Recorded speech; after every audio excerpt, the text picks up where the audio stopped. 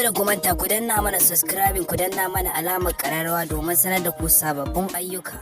Yau ko wannan jakar fa sai fa mun cika ta dan fa. Okay mai gida. Yawwa, dan yau kuɗi nake nema emergency ko waya ko kuɗi ko post ko wallet ko ma menene ko ATM. Yawwa. Na shirya mai gida. Mai gida na shirya.